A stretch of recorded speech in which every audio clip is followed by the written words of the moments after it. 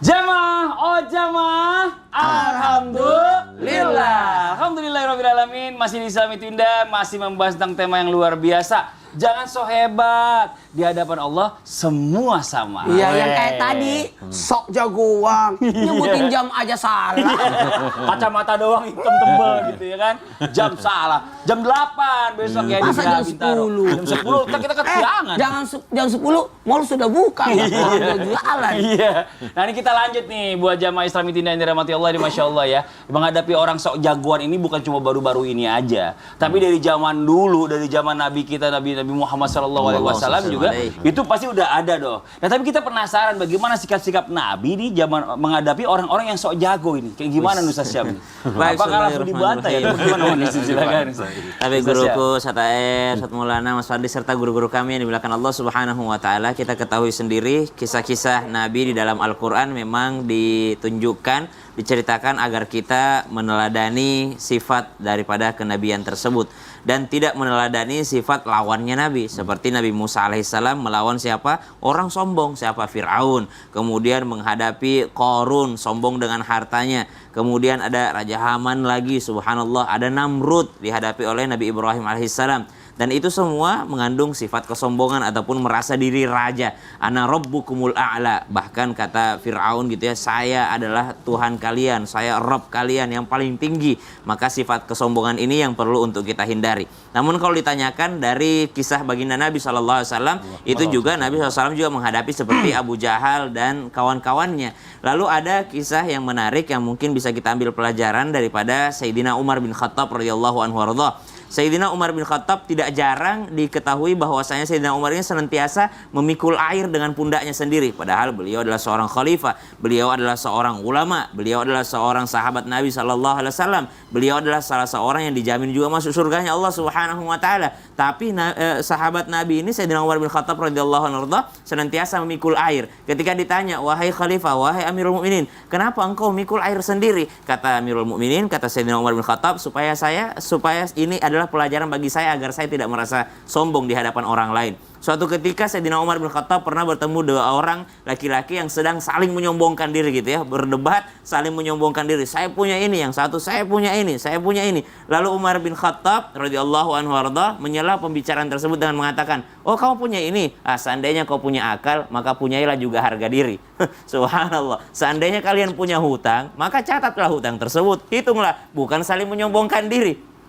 Seandainya kalian punya harta, maka berdermalah ataupun sedekahkanlah harta tersebut. Bukan hanya menyebut-nyebut harta tersebut. Tapi kalau kalian tidak punya semua itu, maka keledai lebih baik daripada kalian. Subhanallah. Jadi ada dua orang ini saling menyombongkan diri, saling menyebut-nyebut kelebihannya. Disela sama Sayyidina Umar bin Khattab dan mengatakan, kalau punya hutang, catat. Kalau punya harta, ya sampaikan ataupun salurkan harta tersebut. Kalau punya ilmu, ya diamalkan. Tapi kalau kalian punya tapi nggak diapa-apain, maka seekor keledai lebih baik daripada kalian berdua. Subhanallah. Maka dari sini kita mengambil pelajaran bahwa ada orang senantiasa menyombongkan dirinya, seseorang yang banyak bicara sehingga dia menunjukkan kelebihan dirinya, akan tetapi tidak mengamalkan daripada itu semua. Maka Sayyidina Umar bin Khattab radhiyallahu anhu menegur orang-orang seperti itu. Seandainya punya kelebihan, ya dimanfaatkanlah. Itu baru menjadi kelebihan yang benar-benar kelebihan. Tapi kalau kelebihan ini tidak dimanfaatkan untuk bermanfaat sesama manusia ataupun bermanfaat bagi dirinya sendiri,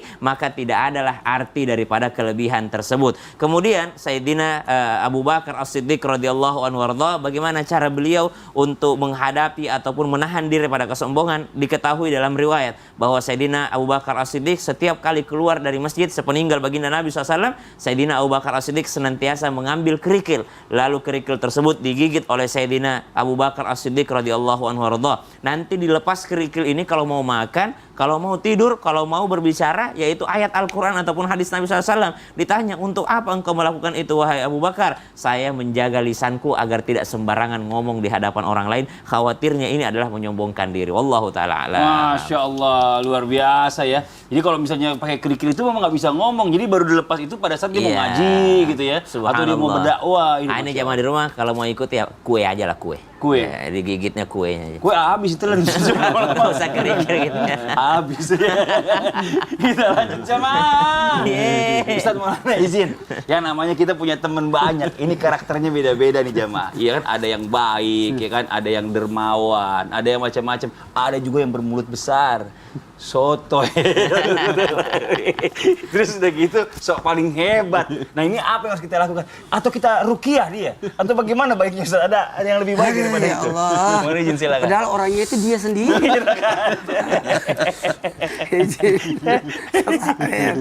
Sasar. Ngapain cari contoh-contoh jauh? Nah, bismillahirrahmanirrahim kepada semua jamaah dimanapun berada. Satu hal buat kita ini hidup bermasyarakat. Bisa jadi ada orang namanya OKB, orang kaya baru. Biasanya orang kaya lama biasa aja, tapi orang kaya baru berapa harganya? Terus kata penjualnya 5.000. Kenapa? Gimana? Karena Kata penjualnya 5.000. Karena giginya emas. Jadi buat kita tidak dibawa mati, maka sering-seringlah datang ke rumah sakit, melihat orang sakit, supaya kita tidak sombong dengan tubuh ini. Dengan mudahnya penyakit itu datang. Apalagi sering-seringlah ziarah kubur supaya kita tahu nanti kita akan masuk ke sana apa yang akan kita sombongkan. Ini akan jadi makanan cacing. Aduh. Kemudian apalagi sering-seringlah datang ke panti asuhan. Kalau ada orang sombong, keras hati, maka Nabi menganjurkan untuk datang menemui anak yatim lalu mengusap kepalanya untuk membuat hati kita ini lembut. Membuat hati kita lembut. Jadi menyentuh anak yatim kepalanya itu membuat kita hati ini lembut. Ingat ya, rendah hati bukan rendah diri. Kalau rendah hati itu tawadu. Jawaban daripada ini adalah tawadu. Melihat dalam hal ini kita ini bukan siapa-siapa. Tapi bukan rendah diri atau nyindir namanya. Ini dalam hal ini menyikapi ada orang seperti itu, maka ajaklah dia pergi ke tempat-tempat orang, ya Allah, sehingga dia tergugah hatinya. Yuk kita ke sana, yuk kita jalan-jalan supaya kita bisa lihat bahwa di dunia ini masih banyak orang-orang miskin, masih banyak orang-orang lebih tidak seberuntung kita. Betul. Tidak seberuntung kita. Saya waktu punya motor, saya tetap naik sepeda supaya saya tahu. Jangan sampai nanti kalau sering-sering naik motor. Tapi dia nggak mau beli bensin kayaknya. Iya, mau beli bensin. Itu berusaha Nggak mau amat. beli bensin. Sering-seringlah naik sepeda. Kenapa? Supaya kita merasa tidak terlalu sombong. Naik mobil, tetaplah naik motor. Iya, tetaplah. Yang terbaik kalau kita penceramah, sebaiknya kita tetap dengar ceramah orang. Oh benar. Iya, supaya kita terus. Saya lebih suka tuh dengarkan khutbah, dengarkan ceramah orang. Saya duduk dengerin, ya. Karena enak. Artinya kapan lagi kita dapat nasihat? Kapan lagi kita nasihat? Karena mohon maaf, kita tidak akan mungkin bisa melihat kotoran mata kita kecuali kalau dilihatin orang atau bercermin kan. Itu sangat penting. Maka wahai orang-orang yang menganggap dirinya lebih baik, yuk kita bisa belajar dari anak kecil. Belajarlah sama tukang parkir. Tukang parkir itu nggak pernah ada sombong, padahal banyak mobil. Dan pergi pun dia tidak merasa sakit hati. Malah senang. Dapat duit lagi. Karena punya dia soalnya. Karena bukan punya dia. Dan alhamdulillahirrahmanirrahim, ketika kita menghadapi orang sombong, maka doakanlah dia supaya dia sadar. Bukan didoakan dengan keburukan. Benar. Apalagi kalau sudah mengenai pada diri kita atau kita yang dirugikan, maka doakan dia mendapatkan kebaikan atau kesempatan buat kita. Ya Allah, kayakan aku lebih dari dia. Tapi ada teman saya gini, beda lagi dia. Kalau udah ada orang yang lagi sombong gitu ngomongnya besar begitu kan, dia pura-pura telepon. Halo, ya, jalan-jalan tapi sambil ngelirik-ngelirik. Ada teman saya gitu. Dan ngomongnya gede-gede lagi. Ada teman saya. Padahal nggak ada yang telepon saya. Nggak ada. Kok telepon saya sih? Emang siapa sih ini ngomongin Pak Ustaz? Oh ngaku ya. Jamaah. Ini Masya Allah. Ya, supaya kenapa? Mengalihkan pembicaraan sombongnya Bener. itu. Dengan aku tembus Harus sama klarifikasi ya? Enggak. Udah, ntar kita lanjut lagi ya. Ini masih banyak nih Enggak, ini cara teknik. Mengalihkan pembicaraan orang sombong itu Iya. dengan pembicaraan lebih sombong dari itu. Itu klarifikasi itu sebenarnya. Halo. Nih, Halo jamaah. Pak Menteri. Kan misalkan dia bicara tentang lurah, kita halo Pak Wali. Iya. Ini kita mau lanjut nih ya. Karena kan di tema kita ini bagus nih hari ini ya. Bahwa di mata Allah semua orang itu sama. Tapi kan kita kan nggak mau dong, Ustaz Taher, pengen kelihatan sama di mata Allah. Kita pengen juga Allah ngeliat kita nih hambanya yang lebih baik gitu loh. Yang memang pantas mendapatkan jannahnya. Itu mungkin ada kriteria apa yang harus kita lakukan nih? Mohon izin penjelasannya silakan. Ini Ustaz Maulana yang sudah berani tampil jujur. Ustaz Syam dan Bang Fadli. Makasih banyak. Jadi betul tadi kata Bang Fadli bahwa bagaimana kriterianya kita harus jadi lebih baik bukan dari orang lain sebenarnya, dari diri kita. Jadi kalau tadi tentang ibadah, jadi lebih baik dari diri kita. Kalau kaitannya dengan kemarin, dari hari yang lalu. Betul. Kalau dari tahunan, dari tahun lalu. Kayak kemarin Ramadan. Kita harus lebih baik dari diri kita di Ramadan 1443. Gitu loh. Masya Allah. Untuk 1444 lebih baik. Nah, begitu seterusnya nanti. Jadi, jangan sombong untuk mengatakan ya, kamu jam segini masih tidur, saya udah bangun tahajud. Enggak. Boleh jadi dalam lelap tidurnya itu karena dia berusaha sekuat tenaga menghadirkan yang halal untuk anak istri. Ya Allah. Benar-benar. Terbangun dia dengan penuh penyesalan. Ya Allah, saya tidak terbangun malam ini. Biasanya saya terbangun, padahal saya terbangun. Saya nyesel sekali. Sementara kita yang terbangun dalam kesombongan, dia yang terbangun dalam penyesalannya. Masya Lihat, sebelum tidur dia masih tadi mengatakan, ya Allah, ini upaya saya membawa ya sejumput untuk anak istri saya agar yang masuk ke dalam kerongkongan yang halal. Lihat, begitunya Allah Subhanahu wa taala merahasiakan orang ini, tapi dia terpilih untuk menjadi orang yang menyesali atas ketidakbangunnya dia di waktu malam tersebut. Tapi sementara kita jumawa dengan hal itu, hati-hati. Bukankah kata Rasul sallallahu alaihi wasallam, la yadkhulul jannah man kana fi qalbihi mithqala dzarratin min kibrin.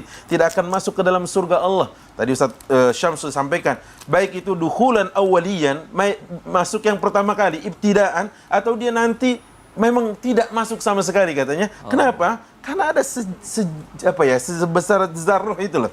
Sebesar biji sawi katanya. Di dalam hatinya ada kesombongan. Apa yang kita sombongkan? Kalau kita ini ibadahnya masih belum konsentrasi. Apa yang kita sombongkan? Ibadah kita masih tidak, kita katakanlah jauh daripada kekhusyuan. Ya, itulah makanya kenapa kita harus lebih baik dari diri kita bukan dari orang lain.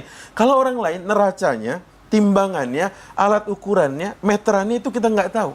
Tapi kalau diri kita, kita tahu. Kita bisa mengukur diri kita. Oh, kemarin saya kurang khusyuk di rakaat ketiga. Hari ini saya harus lebih khusyuk di rakaat ketiga. Kemarin saya tidak cukup baik konsentrasi saya di saat tahiyat. Nah, saya harus lebih baik.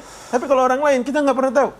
Itulah makanya, maaf, kadang-kadang yang ditakuti oleh syaitan, kata Az-Zarnuji dalam kitabnya Ta'alimul Muta'allim, inna faqihan wahidan asyaddu ala syaitani min alfi abidin.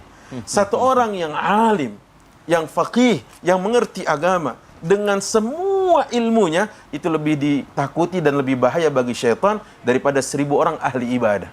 Ahli ibadah kalau ternyata dibalut dengan kesombongan, akan lebih mudah bagi syaitan menggelincirkan orang tersebut ketimbang satu orang alim yang tadi kita katakan lebih berbahaya bagi syaitan.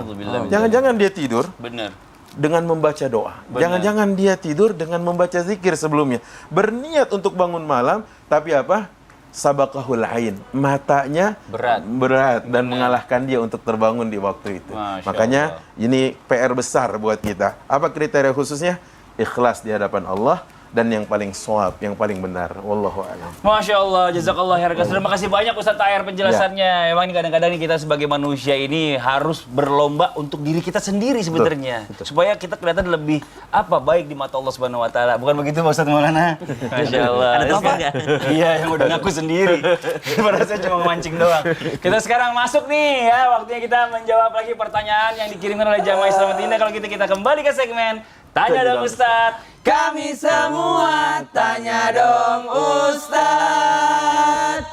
Langsung kita masuk ke pertanyaan dari Instagram hamba Allah. Assalamualaikum Ustaz. Waalaikumsalam warahmatullahi wabarakatuh. Saya mau cerita, tapi tolong samarkan nama saya. Oke, nggak apa-apa, kita samarkan nih udah nih. Istri saya belakangan ini kelihatan sok paling hebat. Mentang-mentang dia yang mencari nafkah dan menutupi semua kebutuhan rumah. Kadang memperlakukan saya semena-mena dan saya kelihatan tidak dihargai oleh istri saya. Memang saya lagi mencari pekerjaan, tapi bagaimana menghadapi istri yang so hebat ini Ustadz nih? Wah, ini bagus nih. Coba dari Ustadz Syam dulu, yang anak muda baru tanya, kita kasih yang senior. Silakan. Yang pertama, sabar. Sabar dulu. Bagaimana caranya bersabar? Adalah bayangkan kedudukan tinggi yang Allah sediakan bagi orang-orang yang mampu bersabar terhadap pasangannya. Karena dalam riwayat disebutkan tidak ada satupun wali yang tidak diuji dengan pasangannya. Jadi salah satu ciri kewalian itu adalah dikaruniakan pasangan yang cerewet. Jadi pasangan yang bawel, pasangan yang cerewet, pasangan yang menjengkelkan itu adalah salah satu ciri kewalian seseorang. Jadi kalau mau menjadi orang yang dekat dengan Allah Subhanahu wa Ta'ala, bersabar dengan pasangan yang bawel, apalagi bawel yang sudah merendahkan seperti ini. Jadi bersabar terlebih dahulu. Karena kenapa bersabarnya di sini banyak pahalanya? Karena si suami ini adalah penentu rumah tangga itu. Bener. Dia bisa saja sekali direndahkan langsung, ya udah kalau gitu kita bukan suami istri lagi, bisa saja. Selesai itu. Selesai. Iya. Tapi ketika dia bersabar dan berusaha untuk mendidik pasangannya, pada saat itu pula akan naik derajatnya di mata Allah Subhanahu wa Ta'ala. Masya Allah. Tapi kalau memang sudah tidak bisa diselamatkan lagi, kesombongannya sudah menyangkut syariat, maka keputusannya ada pada tangan suami. Ya, ini kan dari anak muda nih versinya nih. Masya Allah bagus. Coba kita dari yang orang tua. Lebih senior. Lebih senior. Gini. Iya. Kalau berbicara tentang menghadapi istri, ingat, ketahuilah, tugas suami untuk mendidik istri. Jadi bukan istri yang disalahkan. Berarti kita yang menyalahkan diri kita. Oh, berarti saya kurang dalam mendidik istri. Dalam mendidik istri itu, tolong ditemani istrinya, dibantu istrinya. Selama ini kan justru istri mandiri. Coba dibantu. Coba kita berada di sisinya. Ya, atau kita memperlihatkan kemampuan kita. Bisa jadi dia bisa cari uang. Tapi kan dia tidak bisa memperbaiki genteng. Tuh kan, jawaban anak muda bagus. Orang tua juga bagus, punya diri sendiri. Iya. Ada kelebihan yang dia tidak. Coba kita salat berjamaah sama dia. Iya. Bisa nggak jadi imam? Bisa nggak jadi imam? Nggak bisa. Allahu Akbar. Seandainya kan nggak mau. Nggak mungkin kan? Jadi kita sebisa mungkin salat berjamaah. Kalaupun kita dikalahkan dalam dunia, tapi kita kalahkan dalam akhirat. Kita baca Quran, kita berdoa, kita ataman Quran. Alhamdulillah, Ibu, saya sudah juz 3. Wah, saya belum baca Quran. Jadi, saya lebih hebat dari itu. Jadi bisa. Jadi, dikala engkau dikalahkan dalam dunia, kalahkanlah dia dalam akhirat. Lalu, perlihatkan kemampuan tanggung jawab.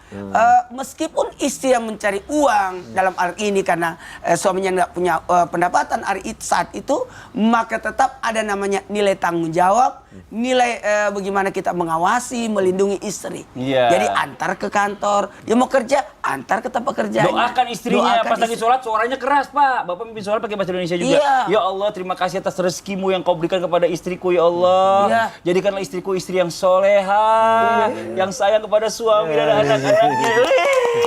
Oh, udah segmen 4 akhir aja. Iya, belum. Iya, belum, itu baru ini doang ya kan. Jadi Bapak gitu, Pak. Jadi sholat jamaah, doain istrinya, ngomongnya yang Jadi kencang. kemuliaan kita tetap ada. Masya Allah. Terima kasih banyak Ustadz Maulana, Ustadz Syam, Ustadz PR. Nah sekarang buat jamaah Islam itu yang ada di rumah, jangan kemana-mana. Kita akan lanjut lagi setelah yang satu ini, tetap di Islam itu Indah. Jamaah, oh jamaah. Alhamdulillah. Subhanallah.